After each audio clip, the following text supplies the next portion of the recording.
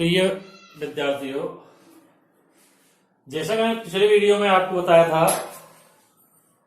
आदर्श एवं अनादर्श विलयन, यानी राउल्ट के नियम के आधार पर विलयन को आदर्श एवं अनादर्श दो भागों में बांटा गया है और अनादर्श विलयनों को फिर धनात्मक एवं ऋणात्मक विचलन दर्शाने वाले दो भागों में विभाजित किया गया है।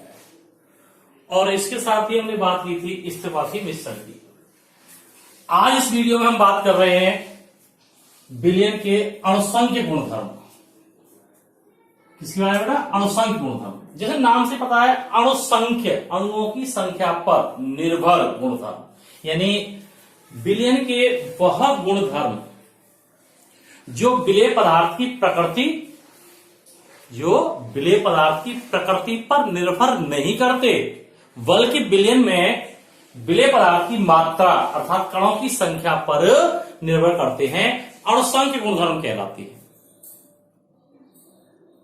क्या बेटा? एक बार फिर सुन लेंगे।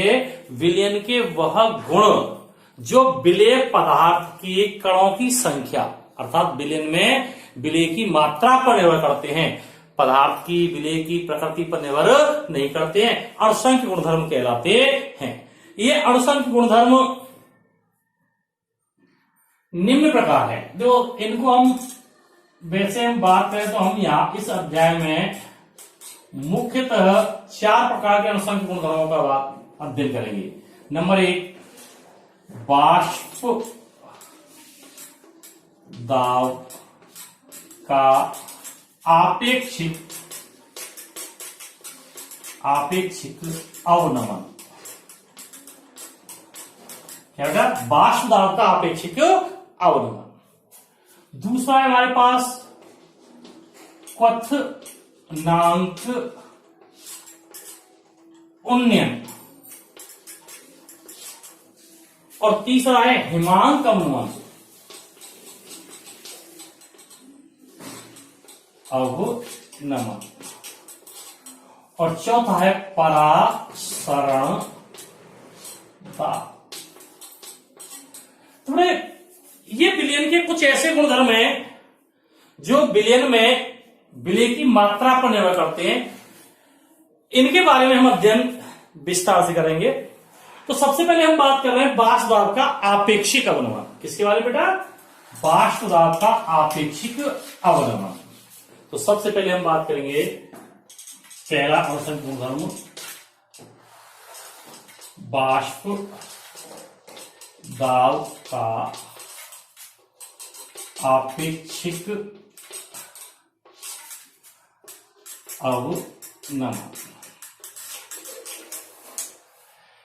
जो बाष्प दाब का आपेक्षिक अवनमन, जैसे तो मैंने पहले वीडियो में आपसे चर्चा की थी, पूर्व वीडियो में चर्चा कर चुके हैं हम कि किसी भी द्रव को बंद पात्र में गर्म करते हैं तो एक निश्चित ताप पर द्रव व उसकी वाष्प के मध्य साम्य स्थापित हो जाता है और इस साम्य पर वाष्प द्वारा द्रव की सतह पर आरोपित दाब वाष्प दाब कहलाता है। और मैंने ये बताया कि किसी भी अवाष्पशील विलेय को यदि किसी शुद्ध विलायक में मिला दे, जिससे मान लिए मैंने आपको बताया था, फिर बता रहा हूं, जिसमें मैंने ये 1 लीटर आसुत जल दिया, 1 लीटर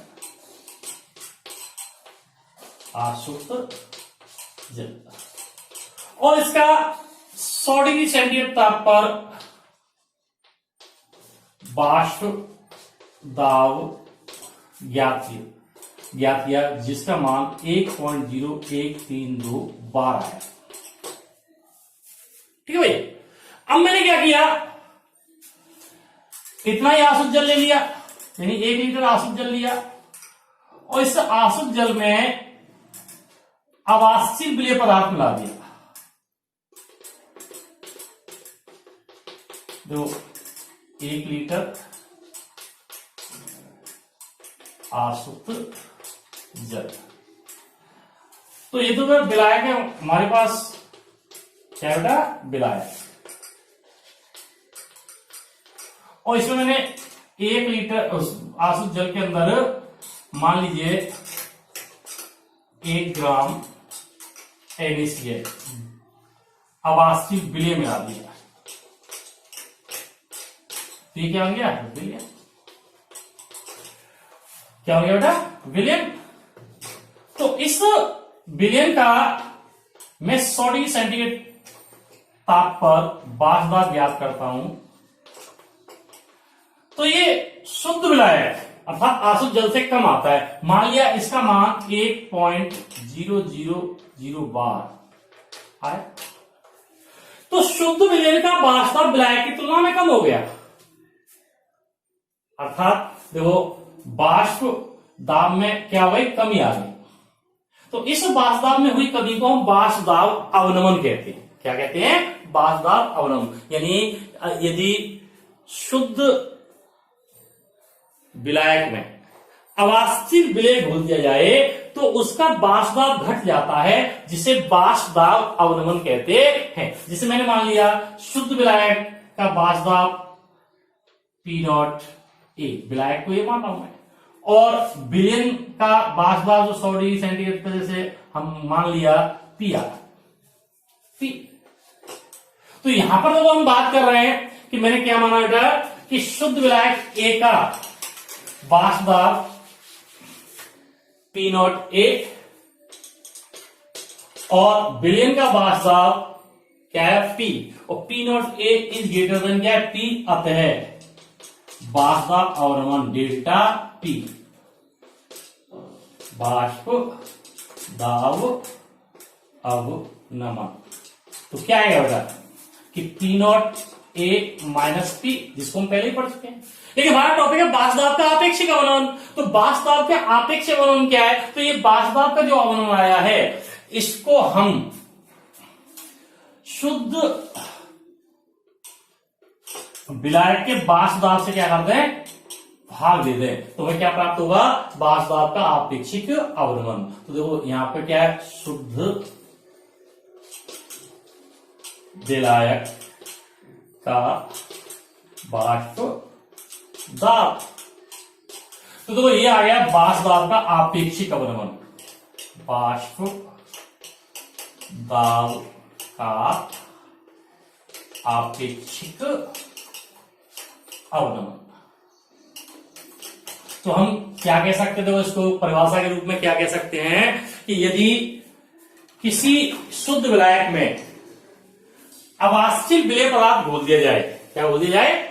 अवाष्पशील विलेय पदार्थ घोल दिया जाए तो उसका बाष्प दाब घट जाता है, जिसे बाष्प दाब अवनमन कहते हैं। और बाष्प दाब अवनमन और शुद्ध विलायक के बाष्प दाब का अनुपात बाष्प दाब का आपेक्षिक अवनमन कहलाता है।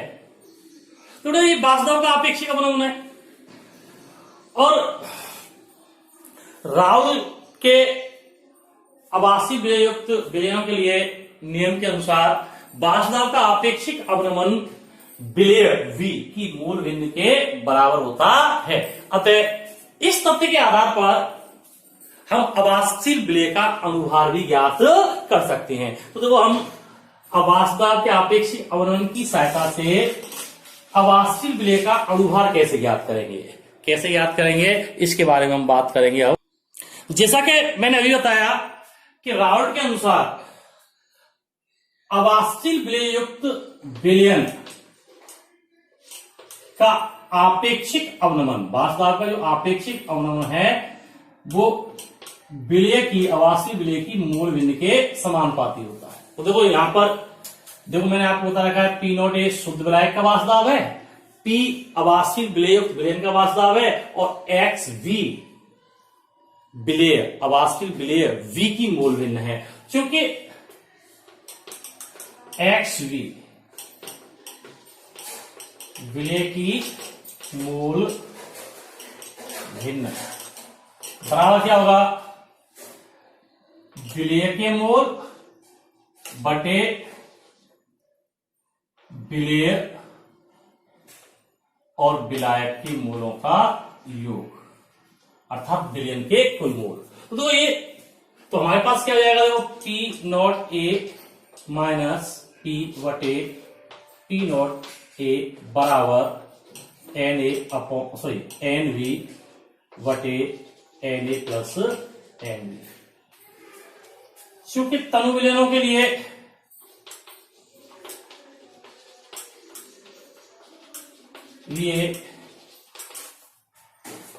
एन वी ई लेस देन एन ए, अतः N A plus N V बराबर क्या होता है एन। ठीक है भाई, अतः इसको हम क्या लिख सकते हैं कि P not a minus P upon, चलो मैं ऊपर लिख देता हूं, तो बेटा यहां से अब आगे हम क्या लिख सकते हैं, तो बेटा P not a minus P upon P not a बराबर एन बी अपॉन एन। अब तो यहां पर चूंकि जैसे मैं इसको समीकरण नंबर चलो फर्स्ट ही डाल देता हूं, क्योंकि एन बी अवाष्प शील विलेय की मूल के मूल है ना। तो अवाष्पिक विलेय के मूल बराबर क्या होता है, अवाष्पिक विलेय की ग्राम मात्रा डब्ल्यू स्मॉल डब्ल्यू बी बटे स्मॉल एम बी लेंगे, ठीक है भाई। और दूसरा देखो एन ए बराबर क्या है, विलायक के मूल। तो विलायक के मूल बराबर क्या ले लिया मैंने, डब्ल्यू बटे एन। कोई दिक्कत भाई। तो अब देखो यहां पर मैं इसका मान रखूं तो P not a minus P बटे पी नॉट ए बराबर स्मॉल डब्ल्यू बी बटे स्मॉल एम बी गुणा, अब देखो ये बटे में आएगा तो एम ए तो कहां चलेगा ऊपर बटे डब्ल्यू ए। कोई दिक्कत। अब देखो अवाष्पीय विलेय का मोलर द्रव्यमान या अनुभार शील विलेय का मोलर द्रव्यमान यानी कह दीजिए अनुभार यानी एम वी बराबर, अब तो यहां से मुझे निकालना है तो क्या आएगा, देखो यहां पर देखो ये इसकी वैल्यू ज्ञात करेंगे तो ये तो ऊपर चले जाएगा, ये इधर चला जाएगा, ठीक है। तो देखो क्या आ जाएगा हमारे पास पी नॉट ए शुद्ध विलायक गुणा डब्ल्यू वी गुणा एम ए बटे, अब देखो ये आ जाएगा पी नॉट ए ये ए बेटा माइनस पी गुणा डब्ल्यू ए, क्या आ गया डब्ल्यू ए, ठीक है।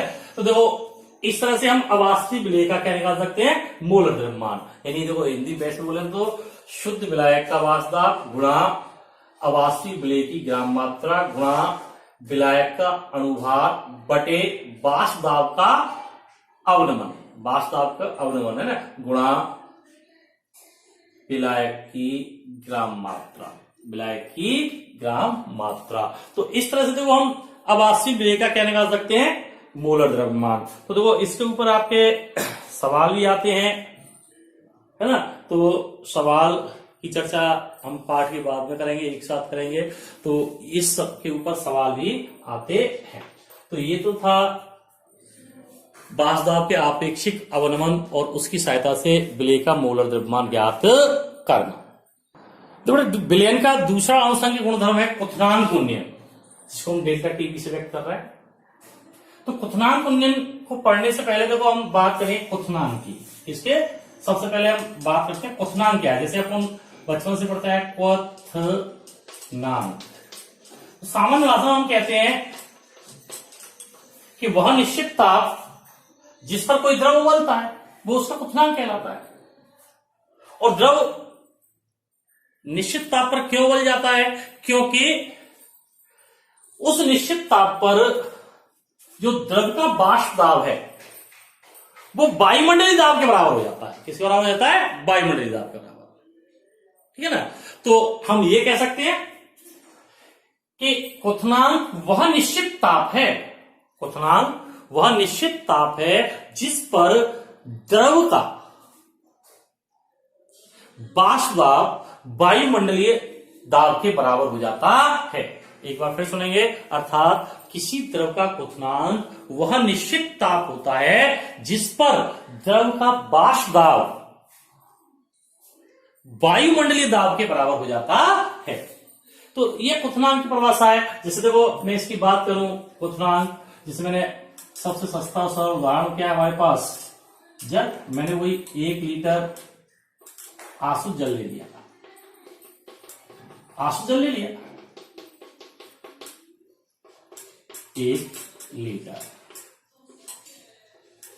आसुत जल, जिसको हम विलायक के रूप में व्यक्त करेंगे।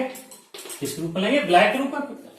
तो इसको देखो, इसका एक सामान्य ताप तो होगा ही। वातावरण से इस समय वातावरण का जो ताप है 45 डिग्री सेंटीग्रेड या जो भी है, तो इतना तो जल का तापमान होगा ही, लगभग इसके आसपास होगा।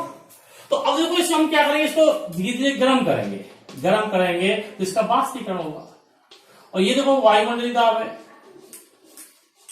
ये मैंने दिखा दिया है APN, एक एटमॉस्फेयर, वायुमंडलीय दाब।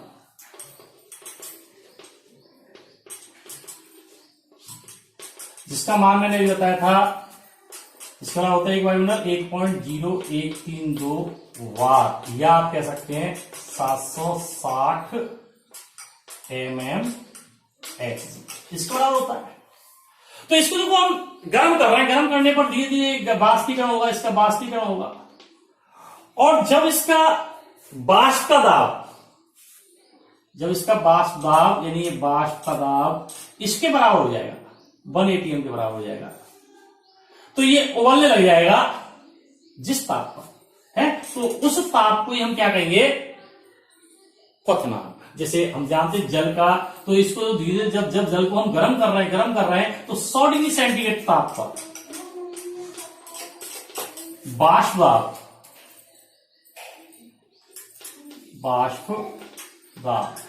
100 डिग्री सेंटीग्रेड ताप पर बाष्प दाब किस बराबर हो जाता है? 1.0132 वाट, यानी एक वायुमंडलीय दाब की। तो ये जो ताप है ये जल का क्या कहलाता है? क्वथनांक कहलाता है। क्या कहलाता है? जल का क्वथनांक कहलाता है। तो ये तो बात है क्वथनांक की, ठीक है ना।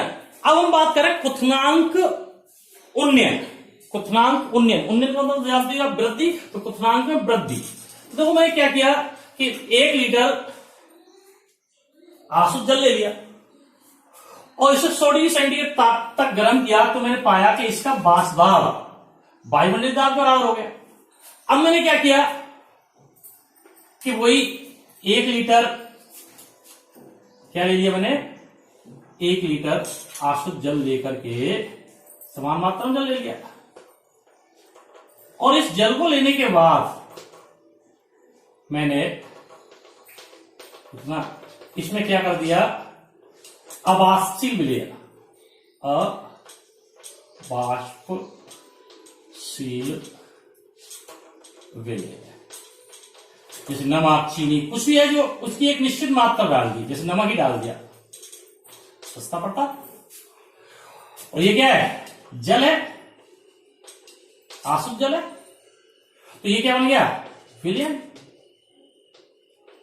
तो अब तो जैसे मैंने यहां पर बताया था, इसी तरह जल को मैं धीरे धीरे गर्म कर रहा हूं, तो 100 डिग्री सेंटीग्रेड ताप पर इसका बाष्प दाब वायुमंडलीय दाब यानी 1.013 बार के बराबर हो गया, तो ये उबलने लगे, ये इसका क्वथनांक हुआ। अब मैंने क्या किया? 1 लीटर आसुत जल लिया और इसके अंदर अवाष्पशील विलय नमक की एक निश्चित मात्रा घोल दी, और निश्चित मात्रा घोल देने के बाद इस विलयन को भी मैंने धीरे धीरे गर्म किया।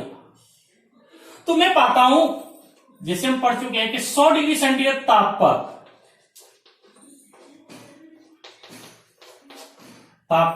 विलयन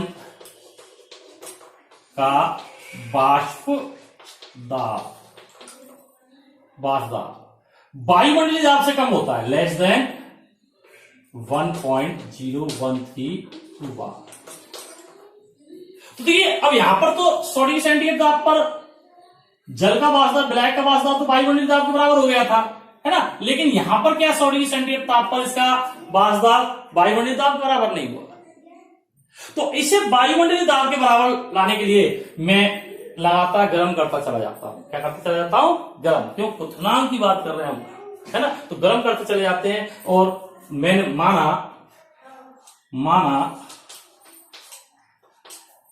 मान लो 110 डिग्री सेंटीग्रेड ताप पर विलयन का वाष्प दाब बराबर आता है इसके 1.0132 वाट। तो देखो 110 डिग्री सेंटीग्रेड ताप पर इसका वाष्प दाब किसके बराबर हुआ? एक वायुमंडलीय दाब के बराबर हुआ। किसके बराबर हुआ? एक वायुमंडलीय दाब के बराबर हुआ। तो ये 110 डिग्री सेंटीग्रेड ताप है, ये विलयन का क्या है? क्वथनांक है। तो अब देखो ये आवासीय विलय घोलने पर विलयन के क्वथनांक में क्या हो गई? वृद्धि हो गई। अर्थात आप देसी भाषा में कहें सीधे आवासीय विलय है तो जल के क्वथनांक में क्या हो गई? वृद्धि हो गई। क्वथनांक में हुई इस वृद्धि को ही क्वथनांक उन्नयन कहते हैं। बेटा एक बार फिर देखेंगे कि आवासीय विलय घोल देने पर शुद्ध विलायक का क्वथनांक बढ़ गया। देखो यहां पर कितना था? 100, यहां पर कितना माना है मैंने? लगभग 110 डिग्री सेंटीग्रेड। तो इनका जो डिफरेंस आएगा वही क्या कहलाएगा? क्वथनांक उन्नयन। ठीक है। तो अब देखो इसको हम परिभाषा के रूप में कैसे कह सकते हैं कि किसी शुद्ध विलायक में, केवल आपके मतलब कि ये चीजें जो मैं बोलने जा रहा हूं यही आपको ध्यान रखनी है, तो समझाने की तरीका था कि किसी भी शुद्ध विलायक में अवाष्पीय विलेय पदार्थ घोल दिया जाए। क्या घोल दिया जाए? अवाष्पीय विलेय पदार्थ घोल दिया जाए तो उसका क्वथनांक बढ़ जाता है। क्या होता है? क्वथनांक में वृद्धि हो जाती है। क्वथनांक में हुई इस वृद्धि को ही क्वथनांक उन्नयन कहा जाता है। या आप यूं भी कह सकते हैं कि आवासीय विलय युक्त विलयन का क्वथनांक शुद्ध विलायक से अधिक होता है। क्वथनांक में हुई यह वृद्धि ही क्वथनांक उन्नयन कहलाती है। माना शुद्ध विलायक का क्वथनांक T0V एवं अवाष्पशील विलय युक्त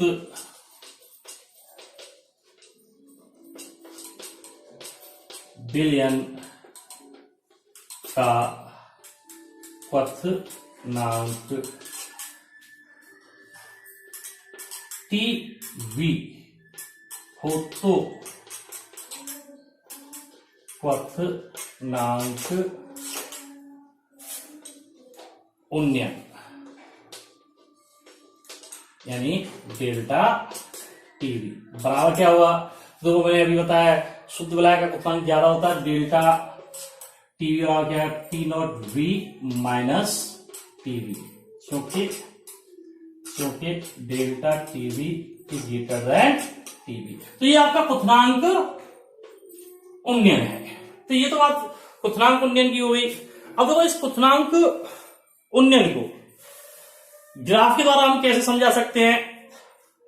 देखिए मैं यहां पर ग्राफ बना रहा हूं, इसको यहां लिख देता हूं। शर्त क्या थी? Delta T0V is greater than क्या है? टीवी। जैसे कि मैंने यहां पर तो आपका क्या ले लिया? वाष्प दाब ले लिया। वाई अक्ष पे क्या ले लिया मैंने बेटा? वाष्प दाब। क्या लिया है? वाष्प दाब। और एक्स अक्ष पे क्या ले लिया मैंने? ताप। जो यहां पर लिया है ताप या क्वथनांक लिख दें, क्वथनांक। यहां तो लिया मैंने क्वथनांक और यहां क्या दिया है,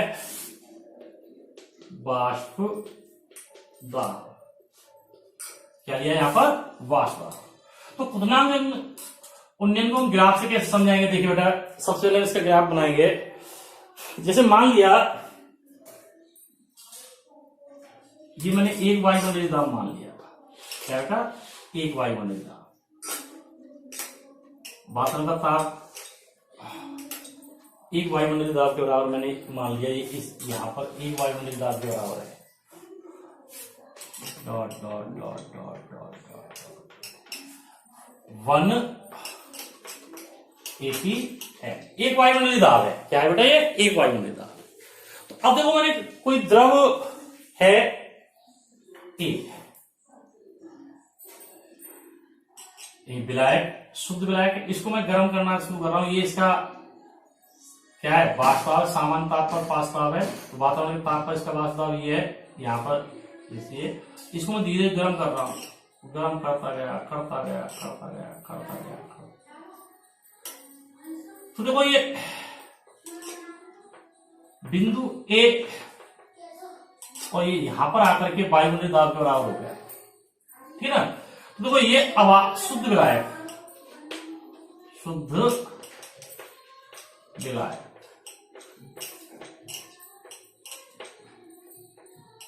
जैसे इसको गर्म कर रहा हूं, तो इस बिंदु पर आकर के, जैसे बिंदु मान लिया इसको एक्स, वो चलो और इसको क्या मान लिया उन्हें,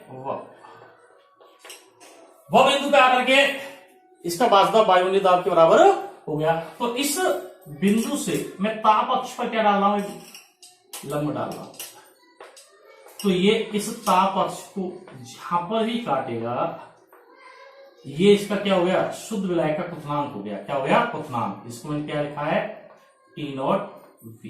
क्या बेटा, टी नॉट वी, ये शुद्ध विलायक का क्वथनांक आ गया। अब मैंने क्या किया, देखो आपको बताया क्या, उसी शुद्ध विलायक की समान मात्रा, जैसे मैंने बता रखा है कि जल में जैसे मैंने नमक घोल दिया, तो नमक घोलने पर उसी ताप पर, जिस पर वातावरण के ताप, जिस ताप पर मैंने शुद्ध विलायक को गर्म करना प्रारंभ किया, उसी ताप पर विलयन का जो वाष्प दाब होगा, आवासीय विलयन का वाष्प दाब होगा, वही होगा जो पढ़ चुके हो आप, इसके अंतर आएगा, है ना। तो यहां से देखो ये आवासीय विलयन का वाष्प दाब, अब इसको भी मैं गर्म कर रहा हूं, तो गर्म करते करते देखो मैं इसको गर्म कर रहा हूं। देखिए बेटा, आप यहां पर देख रहे हैं कि जिस ताप पर शुद्ध विलायक का वाष्प दाब किसके बराबर हो गया था, वायुमंडलीय दाब के बराबर, उस ताप पर इसका वाष्प दाब क्या है, वायुमंडलीय दाब से कम है। तो इसको मैंने और गर्म किया, गर्म करता गया, तो इस बिंदु पर आकर के इसे इसको मैंने स बिंदु मान लिया, इसको मान लिया द, है ना। तो अब इस द बिंदु से मैं इस ताप अक्ष पर लंब डालूंगा, तो इस ताप अक्ष पर ये लंब जहां पर इसे काटेगा, ये शुद्ध विलायक के सापेक्ष विलयन का क्या होगा, क्वथनांक। तो ये विलयन का क्वथनांक आ गया क्या अपने पास, टी, क्या बेटा, टी, ठीक है ना। तो अब देखो बेटा, यहां से अब इसे हम बात करें, देखिए इन दोनों का डिफरेंस देखो, ये जो है, ये जो डिफरेंस आ रहा है, यही क्या आपका डेल्टा टी, क्या हुआ, डेल्टा टी। तो ग्राफ के माध्यम से हम क्वथनांक उन्नयन को इस तरह से समझा सकते हैं। कोई दिक्कत भाई, क्या समझा सकते हैं कि चित्र में दर्शाए अनुसार शुद्ध विलायक की तुलना में आवासीय विलय युक्त विलयन का क्वथनांक ज्यादा होता है, और इन दोनों के क्वथनांकों के अंतर को ही हम क्या कहते हैं, क्वथनांक उन्नयन कहते हैं। तो देखो यहां पर हम बात कर रहे हैं, जैसे ये देखो इसका वाष्प दाब है, ये इसका प्रारंभिक स्थिति वाष्प दाब है। तो देखो ये क्वथनांक उन्नयन है। तो ग्राफ के माध्यम से इसको हम इस तरह से समझा सकते हैं।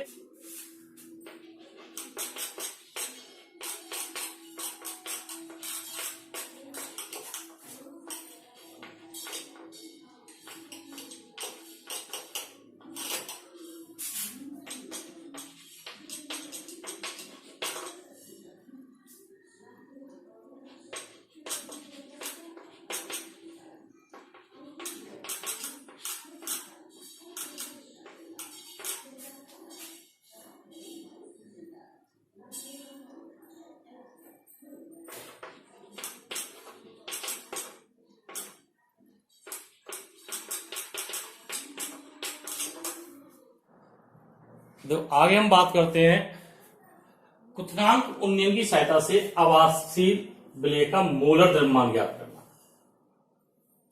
तो बेटा देखो, जैसे मैंने अभी बताया है, जैसे ग्राफ मैंने अभी बताया था कि हमने को यहां पर वाष्प लिया है और यहां पर क्या लिया है, क्वथनांक। तो चित्र रसायन साहब देखो, जैसे ये शुद्ध विलायक का वाष्प जिसको मैंने शुद्ध विलायक गर्म किया, तो यहां पर जाकर के इसका बिंदु बी पर आकर के, जो बिंदु बा है इस पर आकर के इसका वाष्प वायुमंडलीय दाब का बराबर हो जाता है। ये क्या है, वायुमंडलीय दाब, ठीक है ना। और यहां पर देखिए, इस पे शुद्ध विलायक में अवास्तविक विलय घोल के फिर इसको गर्म किया, तो जिस बिंदु दा पे जाके इसका वाष्प दाब क्या आता है, वायुमंडलीय दाब का बराबर होता है। और इन बी, ब और द बिंदु से डाले गए हैं वो क्या कहलाते हैं, इनके क्वथनांक कहलाते हैं। इसका देखो टी नॉट वी, इसका क्या है, विलय का टीवी। तो इनके देखो यहां पर देखो हम देखें तो इसके ये क्या है, इनके वाष्प दाबों का अंतर है।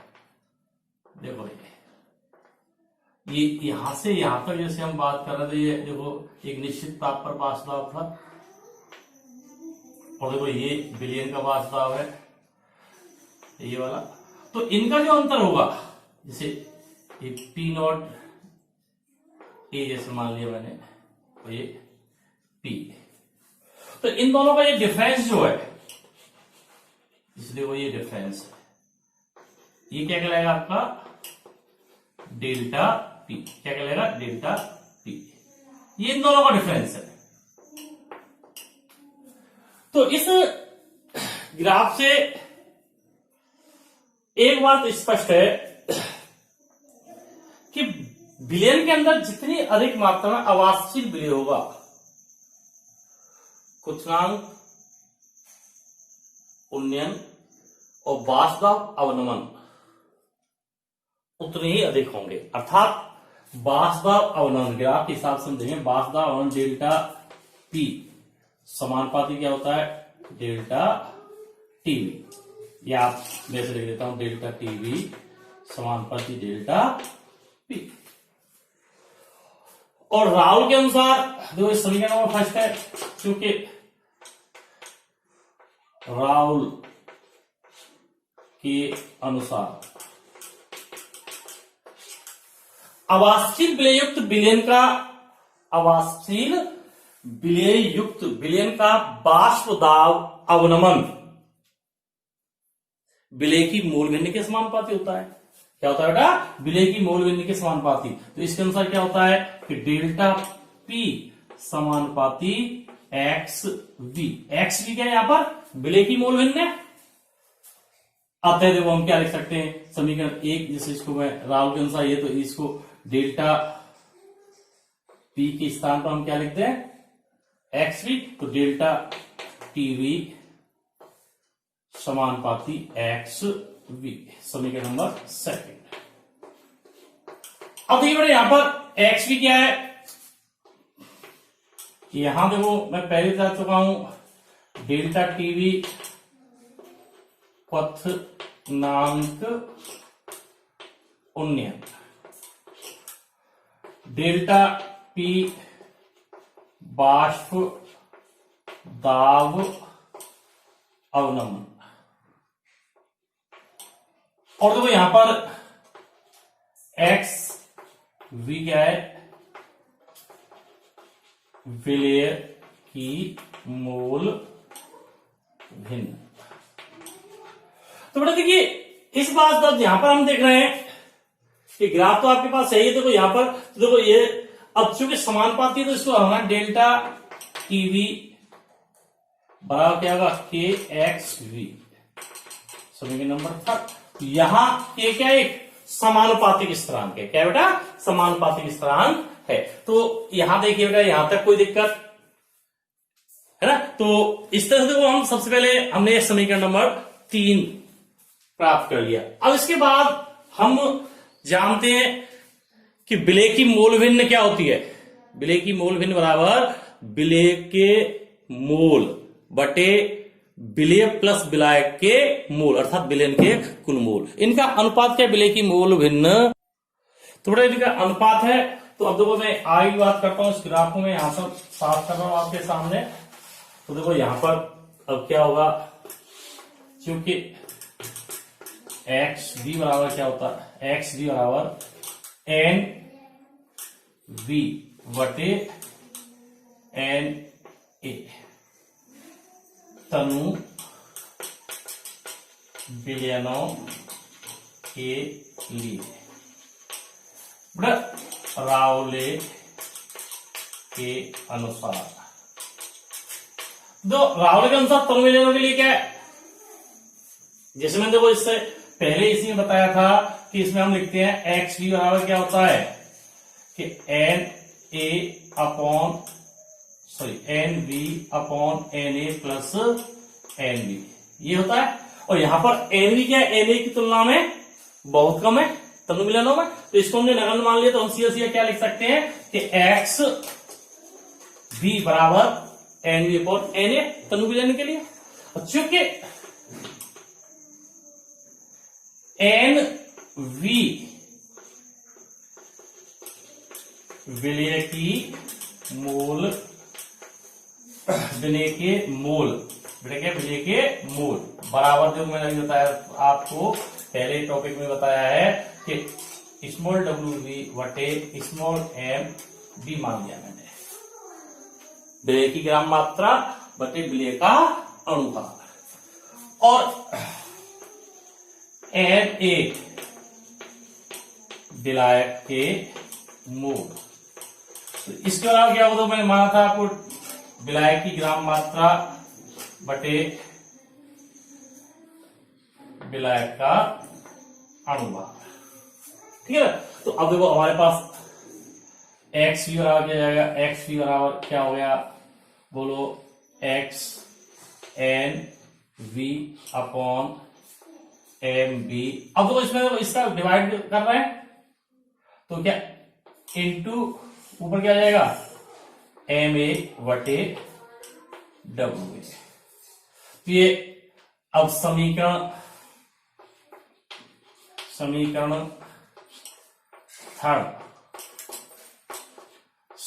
थर्ड में एक्स बी का मान रखने पर, तो इसका मान रखेंगे तो delta TV, delta T suffix में क्या है वी, टीवी कुथरांक उन्नयन बराबर केवी के इनटू, जैसे मैंने लिए एम ए गुणा N V upon M B गुणा एक बटे डब्ल्यू ए, आ जाए। इसको मान दिया समीकरण नंबर 4। कोई दिक्कत भाई? तो देखो यहां पर मैंने एक्स वी की वैल्यू रख दी है, इस एक्स वी की जो वैल्यू ये है इसको मैंने इस समीकरण थर्ड में रख दिया, इस समीकरण में। तो डेल्टा टी बराबर क्या हो गया, K into M A into N B M B into 1/डब्ल्यू ए, ये समीकरण नंबर 4 तो हो गया। अब देखो के यहां पर क्या है, इस समीकरण में हम बात कर रहे हैं तो के क्या है हमारा, तो इस समीकरण के अंदर हम बात कर रहे हैं, जिससे ये समीकरण जो मेरे पास आया है कि डेल्टा टीवी बराबर के एम ए गुणा स्मॉल डब्ल्यू वी बटे स्मॉल एम बी गुणा 1/डब्ल्यू ए, क्या है ना समीकरण 4। अब वो इस समीकरण 4 में के क्या स्थिरांक है, एम क्या है विलायक का अनुभार है, तो ये किसी पदार्थ का द्रव्यमान मोलर द्रव्यमान क्या स्थिर रहता है, तो के डॉट एम ए बराबर मैंने एक नया स्थिरांक मान लिया केवी, केवी इसको कहते हैं क्वथनांक उन्नयन, क्वथनांक उन्नयन स्थिरांक, क्या मान लिया हमने, एक नया स्थिरांक मान लिया केवी, क्वथनांक उन्नयन स्थिरांक या मोलल उन्नयन स्थिरांक, क्या कहेंगे इसको, मोलल उन्नयन स्थिरांक। इसका मात्रक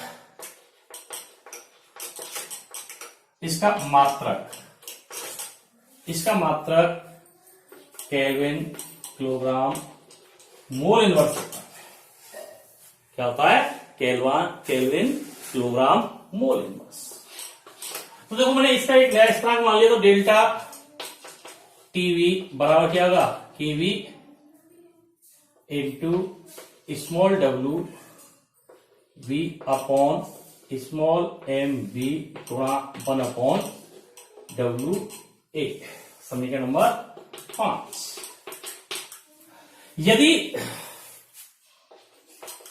यदि डब्ल्यू ए बराबर 1 किलोग्राम अर्थात 1000 ग्राम, क्या लिया जाए? किलोग्राम लिया जाए। तो देखो इसको हम क्या कह सकते हैं? इसको क्या कह सकते हैं? एम। देखो तो डेल्टा टीवी बराबर केवी डॉट एम यानी मूललता। तो यहां पर मैं लिख देता हूं स्मॉल डब्ल्यू वी बटे एम वी इंटू 1 अपॉन क्या? ए।